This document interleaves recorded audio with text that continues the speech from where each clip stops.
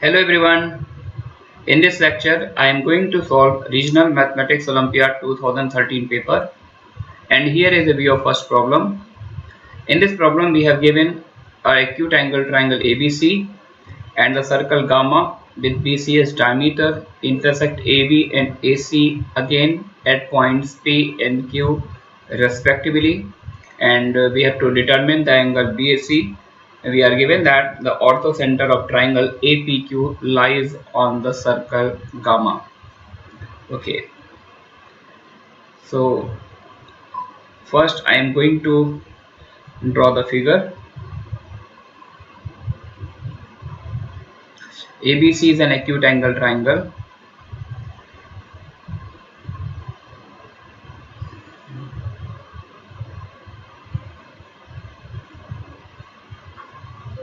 This is the triangle ABC. The circle gamma with BC as diameter intersect AB and AC again at P and Q. Okay.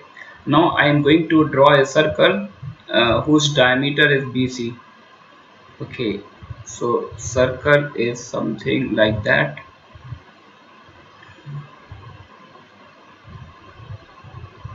This one. This one is the circle. This one is the circle gamma. Okay. And the circle gamma intersect AB at point P and AC at point Q. Okay, and we have to determine angle BAC, and we have given that the triangle APQ, the orthocenter of the triangle APQ lies on the circle gamma. Okay, so this is the triangle APQ. So in order to identify the orthocenter of this triangle, we have to draw the altitude from the vertices of this triangle to the opposite side, and this is the first altitude which intersect the circle gamma at this point. So definitely this point becomes the orthocenter and all the other altitudes passes through this point. This is the second altitude, and this one is the third altitude. Okay, suppose this point is T, this point is T, and this point is E, and this is the point P. Inside I can write, and this point, the fit of altitude is F. We have to determine the angle A, this one. Okay, now look at triangle APE. In triangle APE,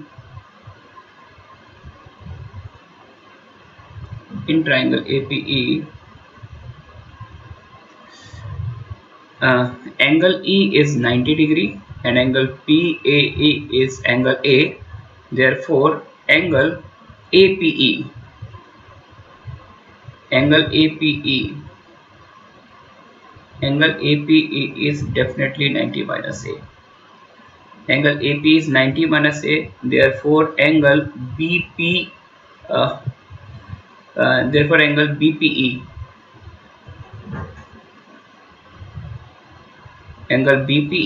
is equals to 90 plus A. Again in triangle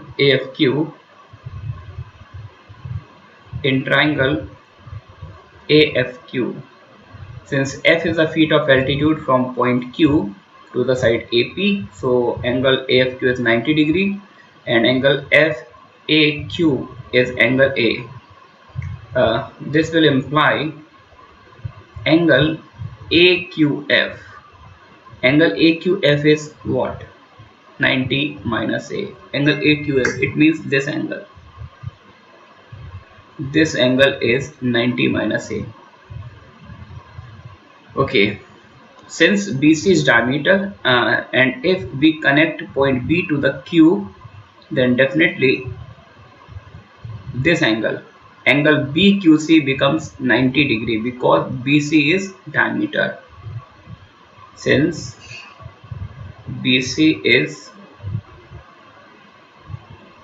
diameter, therefore this will implies angle BQC equal to angle BQA sorry, BQC equals to BQA equals to 90 degree. Both angles become 90 degree.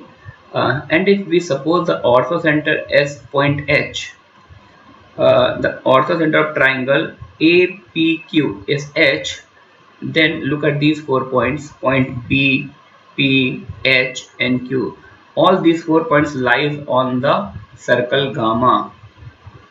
Therefore, we can say that these 4 points are concyclic.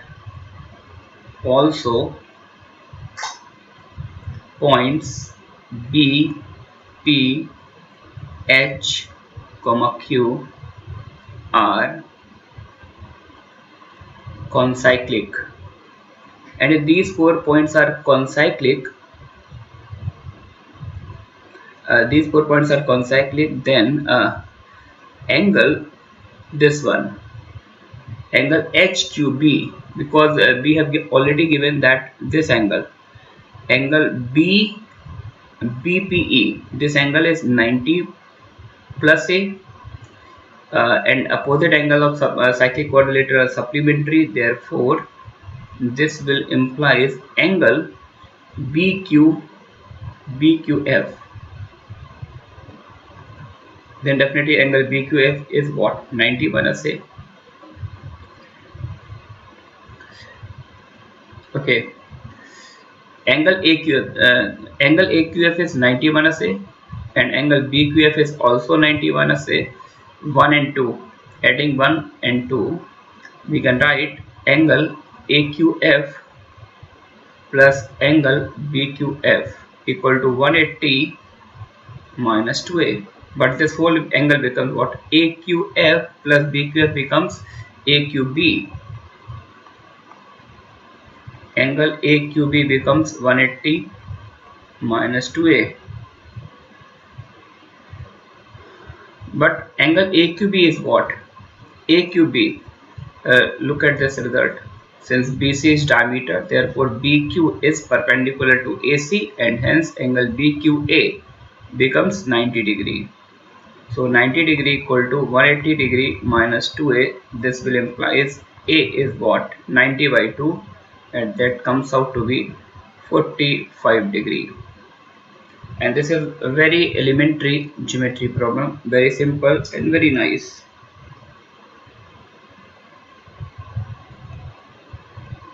Okay, now I am going to solve second problem. This is a nice algebra problem. In this problem we have given two cubic polynomials. Fx is x cube plus ax square by bx plus c, and gx is another cubic polynomial, and a, b, c are integers. Okay, with c not equals to 0. C not equals to 0. Okay, and there are two more conditions. F1 equals to 0. F1 equals to 0 means f1 is the root of the polynomial equation fx equals to 0, and the second condition is roots of gx are the squares of the roots of fx. And on the basis of this information, these informations, we have to find out the value of this expression a power 2013 plus b to the power 2013 plus c to the power 2013. Simple algebra problem. Okay, consider equation fx equals to 0. X cube plus ax square plus bx plus c equals to 0. We have given that 1 is the root of the equation fx equals to 0. So we can suppose the roots of fx equals to 0 are 1, alpha and beta. And then the roots of the equation gx equals to 0 becomes the squares of the roots of the previous equation. So its roots are 1 alpha square and beta square. Okay, now in this problem we have to work on three constant a, b and c. So we are going to develop more and more relations involving the roots of fx and gx. Okay, the first condition is a sum of roots of fx 1 plus alpha plus beta is clearly minus a. Now sum of product of roots of fx taken 2 at a time This becomes alpha plus alpha beta plus beta, this is equals to b, and product of all three roots alpha beta, this is minus c. Now you can understand the significance of this condition. If c becomes 0, then one root of the polynomial equation fx equals to 0 becomes 0. So here alpha and beta both are non-zero roots. Okay.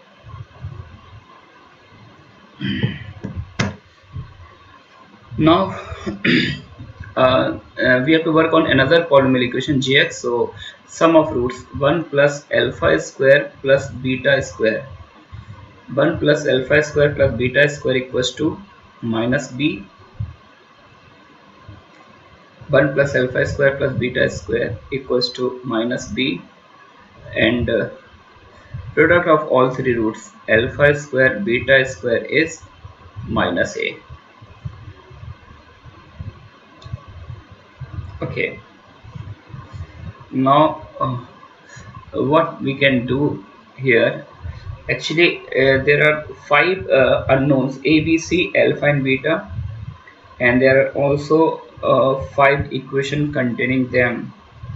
So what I can do here to solve this system, uh, okay, if we look at these two results, we can relate these two results by taking square of the first result. This becomes 1 plus alpha square plus beta square plus 2 alpha plus 2 beta plus 2 alpha beta. This is equals to a square. But 1 plus alpha square plus beta square is what? Minus b. If we take 2 as common, then alpha plus alpha beta is b, so this becomes 2b. So we get a relation between a and b.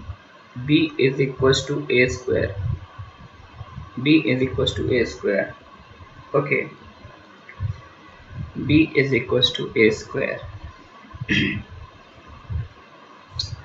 Now what else we can do? Yeah, look at these two results. We can correct these two results also. If we eliminate alpha beta from these two results, what we can write? Uh, minus c whole square equals to minus a, that is a equals to minus c square, a equals to minus c square. Okay. And we are also given one more condition, f1 equals to 0, that is 1 is the root of the equation fx equals to 0. So we can write 1 plus a plus b plus c equals to 0. 1 plus a plus b plus c equals to 0, and uh, there are two more results that we have get.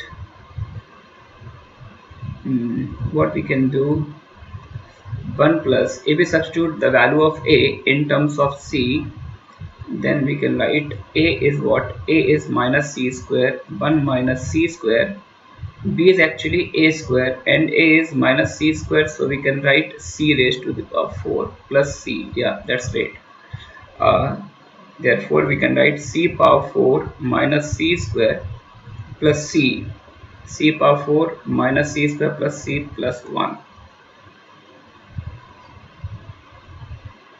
and c is an integer. C is an integer, so I'm going to use the next slide. In the previous slide we get y quadratic in c power 4 minus c square plus c plus 1 equals to 0, and c is an integer, so I am going to solve the integral root of this polynomial equation. So we can use the divisor of 1, that is 1 and minus 1, and if we check c as minus 1, then clearly c equals to minus 1 satisfy this equation.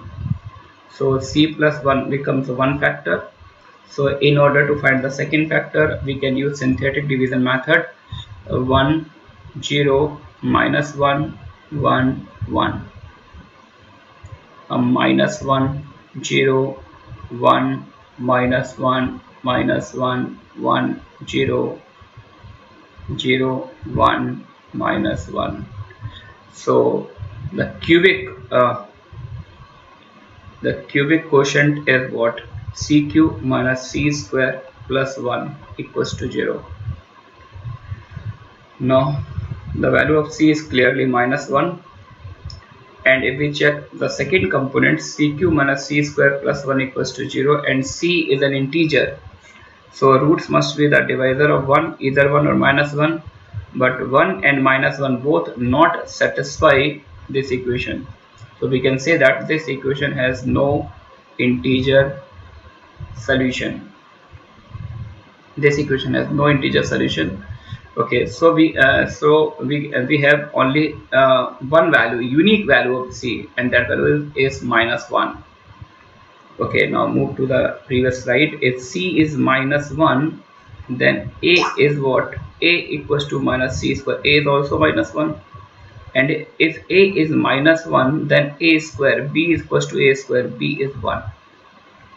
Okay, therefore the value of this expression is what? A is minus 1 to the power 2013, plus B is plus 1 to the power 2013, plus C is minus 1 to the power 2013. Therefore the value is minus 1.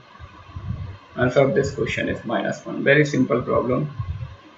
Okay, move to the next slide. Next question actually.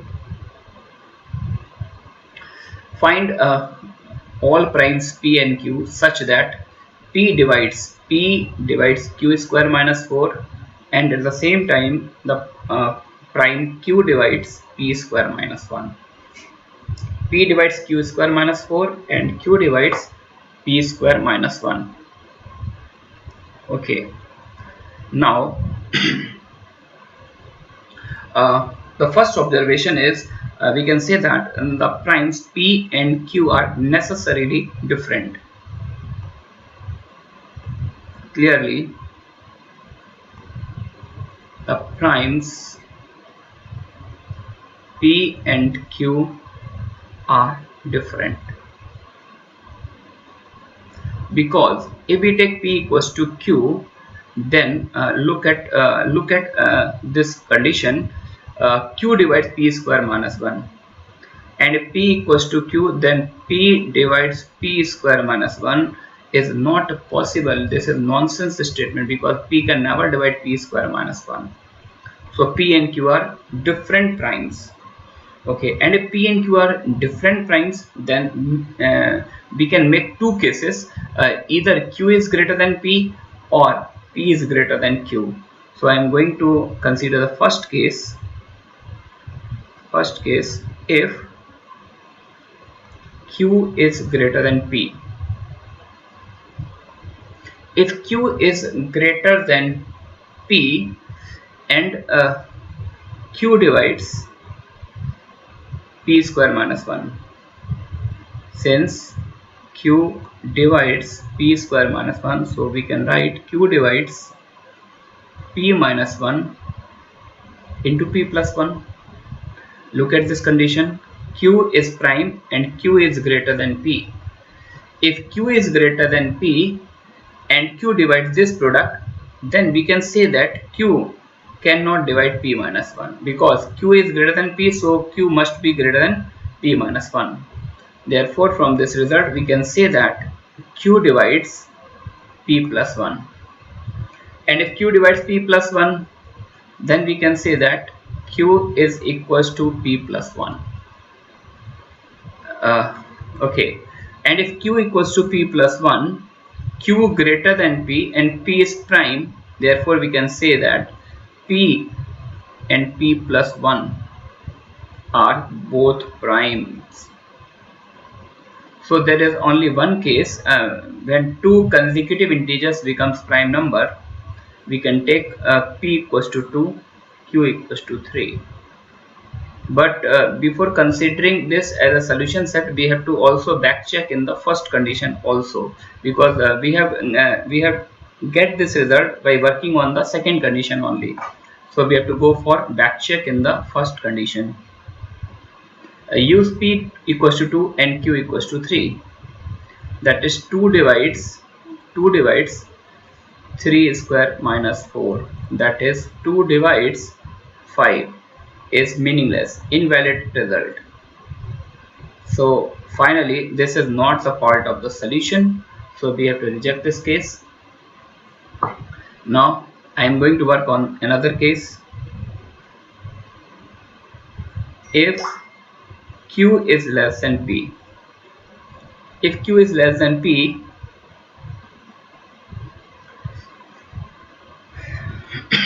if q is less than p and p divides q square minus 4, look at the first condition. P divides q square minus 4, that is q minus 2 times q plus 2. Then there are two possibilities. Actually p is greater than q, and p divides q minus 2 into q plus 2. So clearly p does not divide q minus 2. P cannot divide q minus 2. P only divides q plus 2. And one more possibility, if q becomes 2, if we take q equals to 2, then this whole product becomes 0. So p can divide this product if q equals to 2. Then there are two possibilities. One, either q equals to 2 or p divides q plus 2. P divides q plus 2. But look at this condition. P is greater than q. P is greater than q and p divides q plus 2. Therefore, considering these two results together, we can say that p equals to q plus 2. Okay, p equals to q plus 2, but we have to back check this result in the second condition also, this one. So we can write q divides q plus 2 whole square minus 1, that is q square plus 4q plus 3. If q divides this quadratic expression, therefore we can say that q divides 3, but 3 is a prime number, therefore there is only one possibility, q becomes 3. Q becomes 3, and if q equals to 3 and p is q plus 2, then corresponding value of p is what? P is 5. So we get one ordered pair p comma q as 5 comma 3. You can back check this pair in both the given condition. 5 divides 3 ka whole 3 whole square is 9, 9 minus 4 5, 5 divides 5, this is okay. And q 3 divides 5 square minus 124. Okay, so this is actually the part of solution. Now I am going to consider another case when q is 2. Q is 2 and p is greater than q. So another solution is what? Ordered pair p comma 2, where p is greater than 2. Clearly this satisfies both the condition, because if p is greater than 2, then clearly p becomes what? P becomes odd. And if p is odd, then odd square minus 1. Odd square minus 1 is always even. And if this is even, then 2 necessarily, since q is 2, then q divides p square minus 1. So finally, there are two type of solution. One solution is 5 comma 3, and the another solution is p comma 2, where p is a prime number greater than 2. Okay, now move to the next problem. Find the number of 10 tuples a1, a2, a3 up to a10 of integers such that mod a1 less or equals to 1 and a1 square plus a2 square plus a3 square up to this equals to 2. Okay, here we are given that a1, a2, a3 up to a10 all are integers. One more extra condition imposed on a1 mod of a1 is less or equals to 1 and a1 is integer. So a1 becomes what? Either minus 1 or 0 or 1, and satisfying this condition. Okay, now in order to solve the given equation, I'm going to multiply and given equation by 2 so that it becomes a perfect square. Multiply by 2 in the above equation. We are already familiar with this type of equation. If a square plus b square plus c square minus ab minus bc minus ca equals to something equals to 0, if you consider, and if you multiply by 2, then this expression takes the form a minus b square b minus c square plus c minus a square. We can use we have used this result more than 1000 times in Olympiad mathematics, so clearly it strikes in your mind. Multiply by 2, if we multiply by 2, then we can write the transformed equation as a1 minus a2 whole square plus a2 minus a3 whole square plus a3 minus a4 whole square plus up to so on a9 minus a10 whole square plus last term a10 minus a1 whole square is equals to 4. This is a very important equation and you have to work on this equation. You have to focus on this equation. Clearly the left hand side is the sum of squares of 10 terms and the right hand side is clearly 4, and we have given that a1 a2 up to a10 all are integers. Therefore each term, each perfect square becomes an integer. This quantity is an integer, this one is an integer, this one is an integer, this one is an integer, this one is an integer, or rather we can say that this one is a positive integer. All are becomes positive, or we can say that, sorry, non-negative integer, non-negative integers. Okay, all perfect square becomes non-negative integers. So also on the right hand side there is a number 4. So there is one possibility, if one perfect square out of these 10, uh, one perfect square out of these 10 takes the value 4 and the remaining perfect squares are 0, then we can get equality in equation star. And and this is possible if any one term takes value plus 2 or minus 2. So there is I am going to discuss this possibility. If sigma of ai minus ai plus 1, sorry,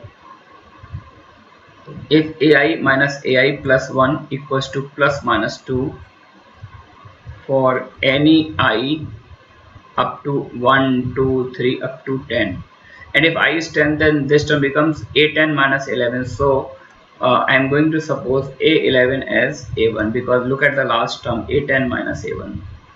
Okay, uh, if we take any one bracketed quantity as plus minus 2, then by squaring we get 4, and remaining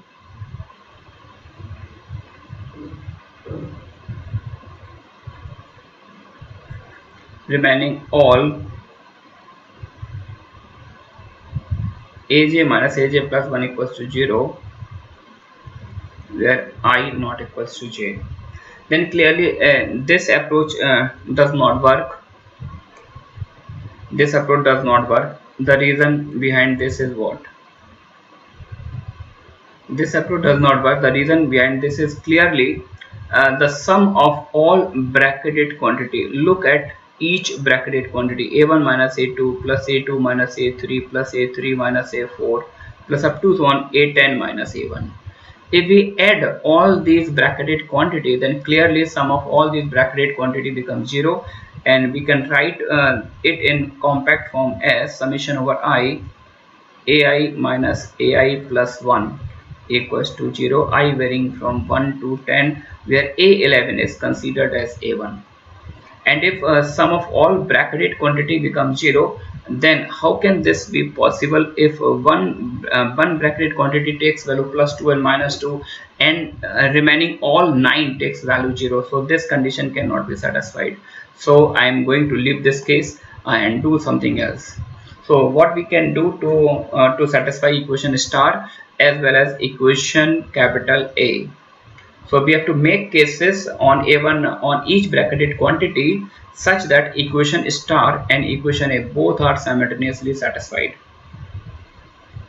For this For this we have to select two bracketed quantity with value +1 and two bracketed quantity with value -1, so that equation star is satisfied. So in order to satisfy equation star and equation A simultaneously,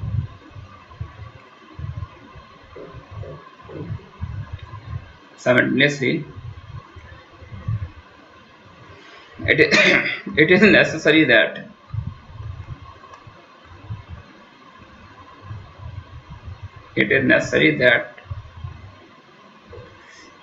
any two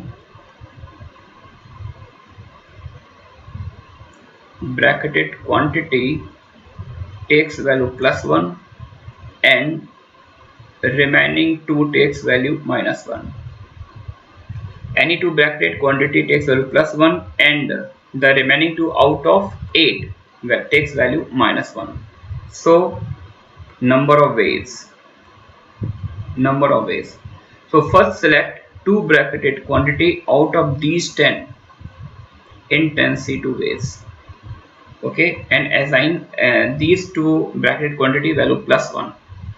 Now in order to satisfy the condition A, because we have to make sure that sum of all bracketed quantity becomes 0, so we have to select again two bracketed quantity out of 8 in 8C2 ways and assign these two quantity value -1, so that equation star gets satisfied. Okay, but now there is a role of A1. Look at the condition imposed on A1. A1 can take three distinct values -1, 0 and 1.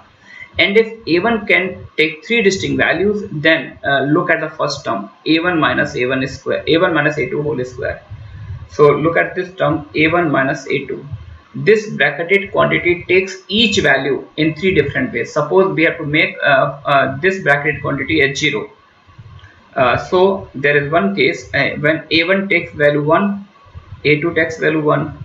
When A1 takes value 0, A2 takes value 0. When A1 takes value -1, then A2 takes value -1. Suppose A1 minus A2 takes value +1. Then if we take A1 as 1, then A2 as 0. If we take A1 as 0, then A2 as -1. And if A1 is -1, then A2 is -2. So you can check that whatever be the role of this bracketed quantity A1 minus A2, but this expression can take each responsibility in three different ways. Either responsibility of A1 minus A2 is +1 or -1 or 0. We can check that this expression can take each value in three different ways. So total number of ways.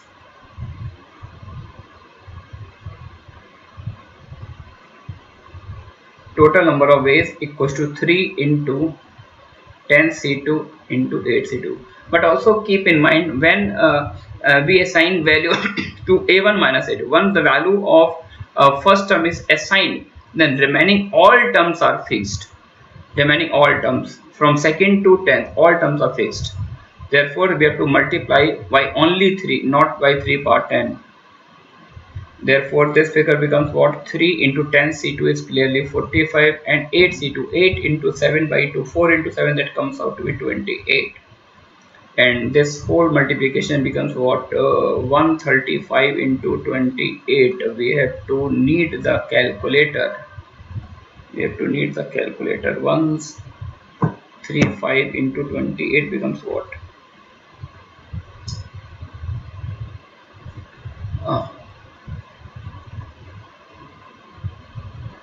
Yeah, that comes out to be 3780.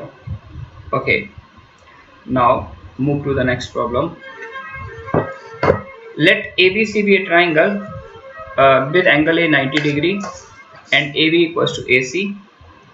Let D and E be points on the segment BC such that BD is to DE is to EC equals to 3 is to 5 is to 4. Prove that angle DAE equals to 45 degree. Okay, ABC is a right angled isosceles triangle. Right angled isosceles triangle. Okay,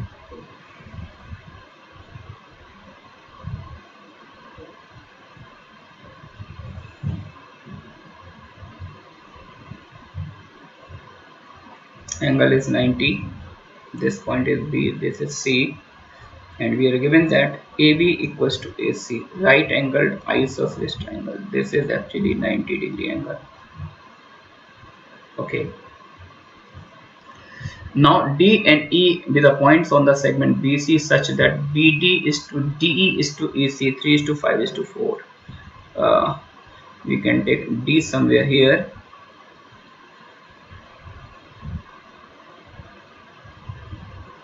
and E somewhere here.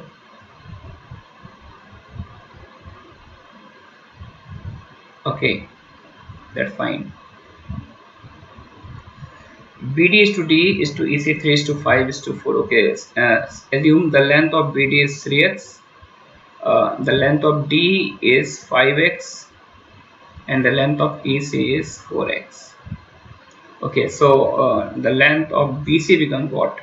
5 plus 4, 9 plus 3, 12x. The whole length becomes 12x. And the, and the triangle is a right angled isosceles. So by Pythagoras theorem, we can say that the length of AB and AC each becomes what? 12 upon root 2, that is 6 root 2x. This length is 6 root 2x. This also becomes 6 root 2x. Okay, and we have to show that we have to prove that angle DAE, this angle is 45. And if this angle is 45, then the sum of these two angles also becomes 45 because whole angle is 90. So here it is equivalent to prove that if this angle is alpha and this angle is beta, so here it is equivalent to prove that alpha plus beta equals to 45. Okay, now using cosine rule in triangle ABD, because this triangle is right angle isosceles, so this angle ABD is 45. At the same time, angle ACE is also 45 degree. So I am going to use a cosine rule in triangle ABD. In triangle ABD, cos 45. Cos 45 equals to what? 9x square plus 6 is 36, 2 is 72x square minus AD square upon 2 into 3x into 6 root 2x. Root 2 cancel out. 6 3 is 18, 2 is 36. This implies 36x square, 9x square plus 72x square minus AD square.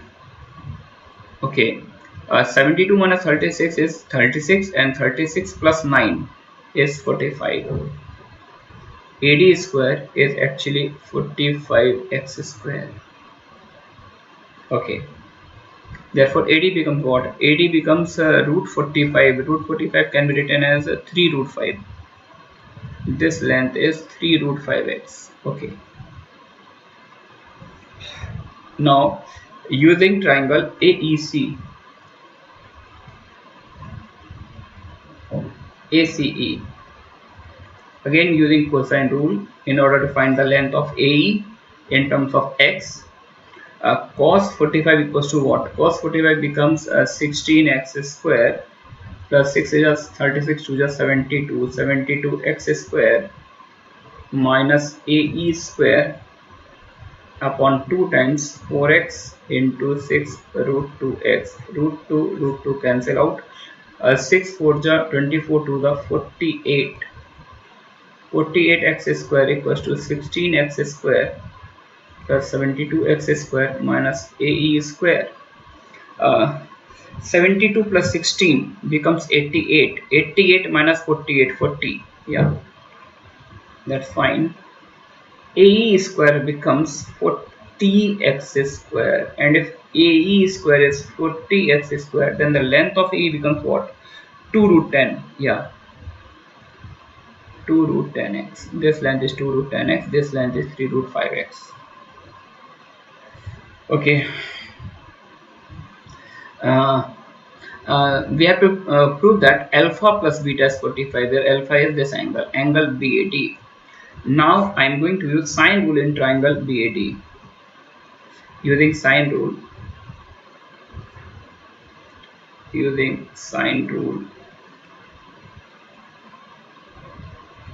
in triangle BAD, 3x upon sine alpha 3x upon sine alpha equal to 3 root 5x upon sine 45 is 1 upon root 2 sine 45. 3x cancel out. Therefore, from here we can write sine alpha is actually 1 by root 10. And if sine alpha is 1 by root 10, then clearly cos alpha becomes what? Perpendicular upon base 1 root 10, perpendicular upon hypotenuse, sorry, 1 root 10, then cos alpha becomes 3 by root 10. Now again I am going to use the sine rule in triangle uh, EAC.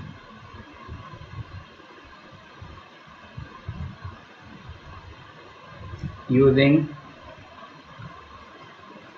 sine rule in triangle EAC, 4x upon sine beta equal to 2 root 10x upon sine 45. Okay, now x cancel out, 2 to the 4.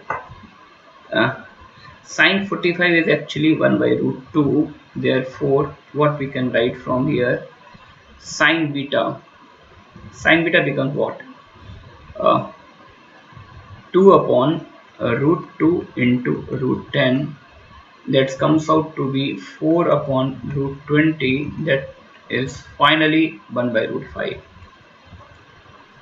And if sine beta is 1 by root 5, this implies the cos beta. What is the value of cos beta? 1 upon root 5. Base is actually 2. 2 over root 5, I think. Okay. Therefore, sine of alpha plus beta equals to what? This is clearly sine alpha cos beta plus cos alpha sine beta. Sine alpha is 1 by root 10, cos alpha is 3 by root 10, sine beta is 1 by root 5, and cos beta is 2 by root 5.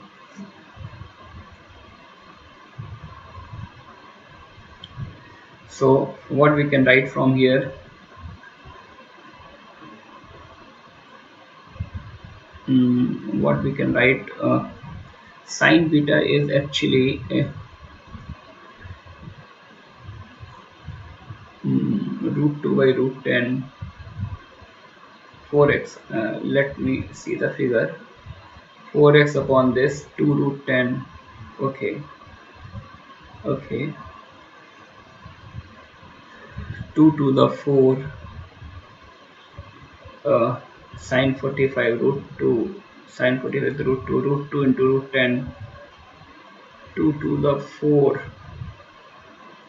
root 2 by root 10, 1 by root 5. Yeah, sine beta is 1 by root 5. Definitely sine beta is 1 by root 5. Then cos beta becomes what? Cos beta becomes 2 by root 5. Sine alpha, sorry, I am taking the wrong combination. That's why result is going something else. Sine alpha plus beta is sine alpha into cos beta. Sine alpha I get root 1 by 10 into cos beta is 2 by root 5. Okay, sine alpha cos beta plus cos alpha. Cos alpha is 3 by root 10 sine alpha, cos alpha into sine beta. Sine beta is 1 by root 5. So what we have, the denominator becomes root 50 and the numerator becomes 5. 5 by root 50, that is 25 by 50, that is 1 over root 2. and this is clearly the value of sine 45, implies alpha plus beta is 45, and if alpha plus beta is 45, then clearly angle DAE is 45 degree, hence proved.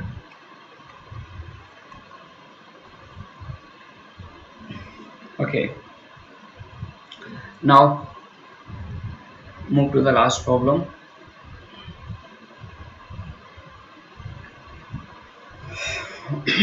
This is also algebra problem, and in this here there are two equations from polynomials.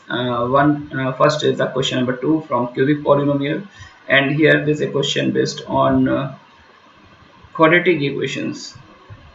We are given that m and n, but a little bit amount of number theory also involved in this question. M and n are integers such that both the quadratic equations have integer roots. Prove that n is divisible by 6. Okay, we are given that these two quadratic equations have integral roots, and if roots are integer, then definitely the discriminant must be perfect square. So the discriminant of first quadratic is what? M square plus 4n. This becomes the perfect square, so we can take it as p square. And the discriminant of second quadratic equation is m square minus 4n. This also becomes perfect square. We can take it as q square. This is the first equation. This is the second equation. Here m and pq all are integers, and we have to prove that n is divisible by 6. That is 6 divides n. We have to show this result. 6 divides n. Now if we add these two results, what we get? We can write 2m square equals to p square plus q square. This is result number 3. And if we subtract these two equations, then we get another result, 8n equals to p square minus q square. This is the fourth result. And we have to prove that n is divisible by 6. 6 divides n. So we can show that 3 and 2 are two distinct divisors of n. If we show that 3 and 2 are two distinct divisors of n, then we are done. Okay. Now what we can do here? What we can do here? Consider the case. Now I'm going to make one. Now I'm going to discuss one result. If k is not divisible by 3, if k is not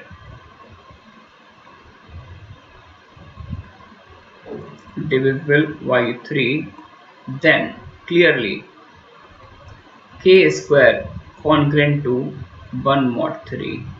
You can check the case when k is 2m plus 1, k is 3m plus 1 or k is 3m plus 2, then you can easily get this k square congruent to 1 mod 3 if k is not divisible by 3.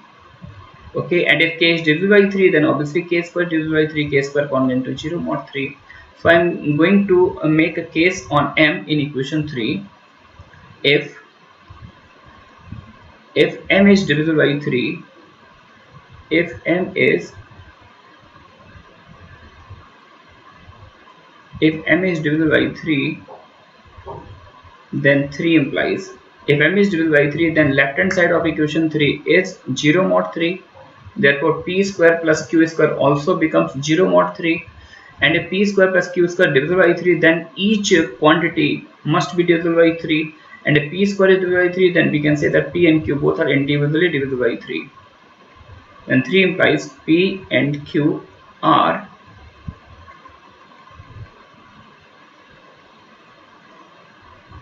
divisible by 3. And if p and q both are divisible by 3, then 4 implies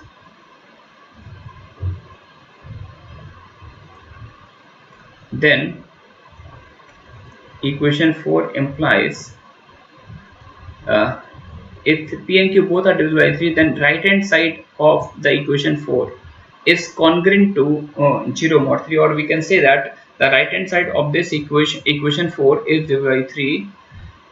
So we can say that 3 divides 8n, but 3 and 8 are relatively prime, so we can say that 3 divides n. So we have proved that 3 is a divisor of n only in the case when m is divisible by 3. When m is divisible by 3, then 3 divides n. Now I am going to make another case when m is not divisible by 3. If m is not divisible by 3, that is m is of kind congruent to 1 mod 3, or m is of type 2 mod 3. M is congruent to 1 mod 3 or m is congruent to 2 mod 3, then clearly m square is congruent to 1 mod 3. Look at this result. This is a very important result for this question. M square is congruent to 1 mod 3 if m is not divisible by 3. So we can say that from equation 3 implies the left hand side. If m is not divisible by 3, then m square is congruent to 1 mod 3. Therefore the left hand side of the equation 3 is congruent to 2 mod 3. So RHS must be congruent to 2 mod 3. P square plus Q square is congruent to 2 mod 3. Implies P square equals to Q square. Each is congruent to 1 mod 3. It means P square and Q square leaves the same remainder when divided by 3. And if P square and Q square leaves the same remainder when divided by 3, then again by equation 4 we can say that 8n is congruent to 0 mod 3. Therefore 4 implies 8n congruent to 0 mod 3, that is 3 divides 8n, and 3 and 8 are co-prime, therefore 3 divides n. Therefore from capital A and capital B we can say that 3 divides n, whatever be the value of m. If m is divisible by 3, then we have proved that 3 divides n, and m is not divisible by 3, then also 3 is the divisor of n. So from A and B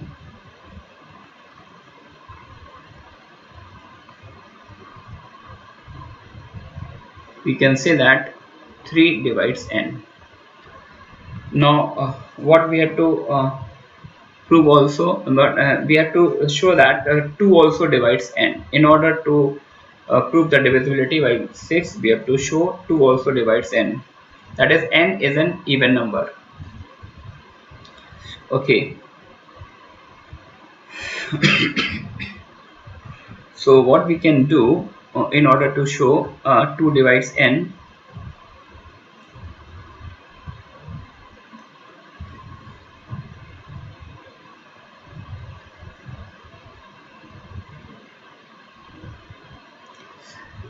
now again I am going to make case on m. If m is even, look at the first equation. If we take m as even number, if m is even, then left hand side of equation 1 and equation 2 both becomes even integer, and if left hand side is even, therefore right hand side also even. So I am going to make case on m equals to even integer, then 1 and 2 implies p and q are also even, and if p and q are even, then from equation 4 we can say that p is 2p1 and q is 2q1. Take p equal to 2p1 and q equals to 2q1. Therefore 4 implies 8n equals to 4 times p1 square minus q1 square. This will imply 2n equals to p1 minus q1 into p1 plus q1. But look at the left hand side. Left hand side is even. Therefore RHS right hand side also becomes even. And if RHS is even, then P1 and Q1 must be of same parity.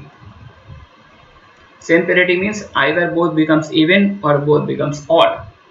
But in both cases, if P1 and Q1 both are even, then this is divisible by 2 and this is also divisible by 2, and hence RHS must be divisible by 4. And if P1 and Q1 both are odd, and then the difference of 2 odd is also even, and so in this case also the RHS is a multiple of 4.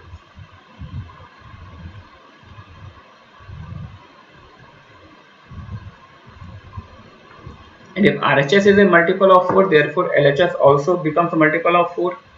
So we can say that 2 divides n. Since LHS is 2n, but 4 divides LHS, therefore 2 must divides n, that is n is an even number. Okay. Now we have shown that 2 divides n in the case when n is even. So I have to also prove this result when n is odd.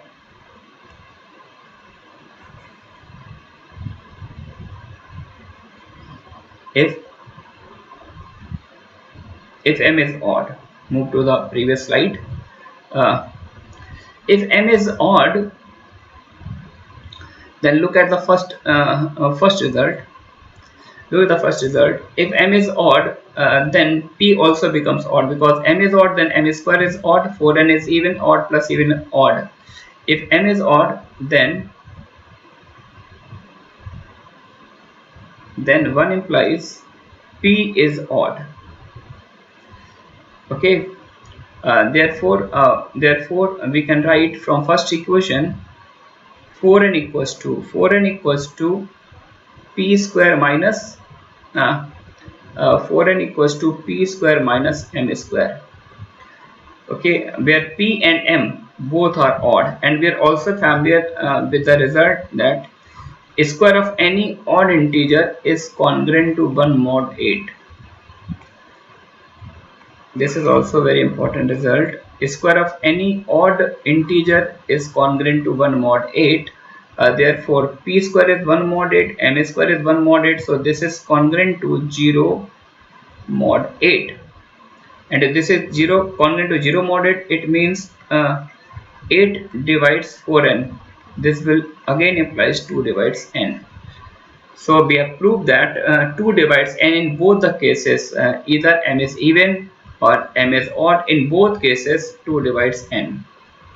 Therefore what has been done, therefore from what has been done, it follows that